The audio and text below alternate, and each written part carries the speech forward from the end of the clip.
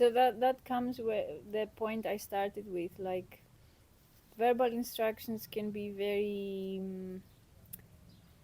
tricky sometimes, because some people might not accept correction, or some people might be like, no, I know better, or how dare you tell me what to do, or they might get offended, or their ego might kick in and be like, no, that feels better for me, or something. And then, like, what do you do in that case? What do you do when someone says that that feels better to me but is wrong, and you know that they're hurting themselves by doing it?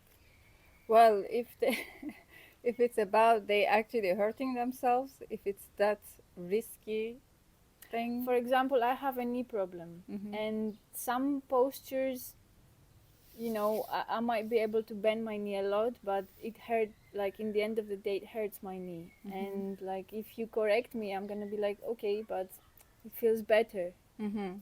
So how can you explain to me, like, look, this is wrong? I think it's a little bit of that how you hold the space when you Mm. teach.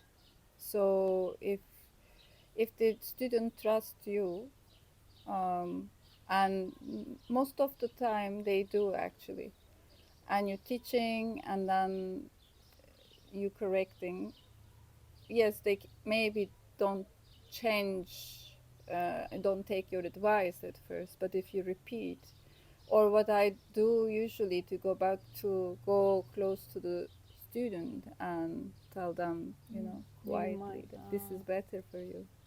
And then the after that, it's of course up to them. After all, it's their responsibility. I mean, I always come across with a situation like especially teaching, slippery ground, then people maybe wear socks on the mat, which is not quite safe. And then you say socks off, and some people don't feel very comfortable, or they move to the slippery part with the, bare feet. I mean, Mm. you can warn them that this is not right because this is you may actually hurt yourself. And one or two, then it's an adult. If you're teaching the adults, it's an adult that Mm. has to take this or not. In this case, I say, okay, it's your responsibility if you hurt yourself. Have you You ever you dealt? you are warned. So that's it. Have you ever dealt with very difficult students? Like someone Yes, of course. who's very, like, I've been doing this for so many years. Yeah, yeah, of How course. can you? Yeah, I mean, sometimes with the students that you can see maybe in their period that they are not in perfect place, and of course they reject the things. They want to express themselves in different areas of their life. In this case, I don't go too harsh to person, to be honest, but sometimes it can be very challenging with actually already students who has already experience long term.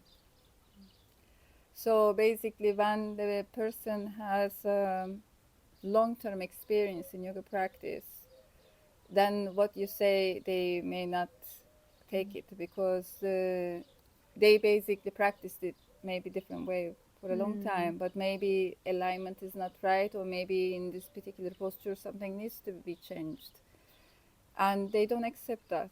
Mm. In this case, not to do so much, to be honest. You can just suggest, after all. You can, I mean, nobody is children. But of course, I sometimes emphasize that this way already, let's experience it this way, Mm. you know Okay. and then maybe it opens the door for the person to um, experience this uh, alignment in the posture, rather than that what she or he does so long. So your And approach is try this and tell me if it works better for you in the yeah, end of the day. exactly, because sometimes they like it actually more, and I do hear most of the time, oh, this actually helped this part of me, that part of me, I didn't know, I didn't feel it Mm. this way, and all this, which is good. So at the end of the day, it's their choice.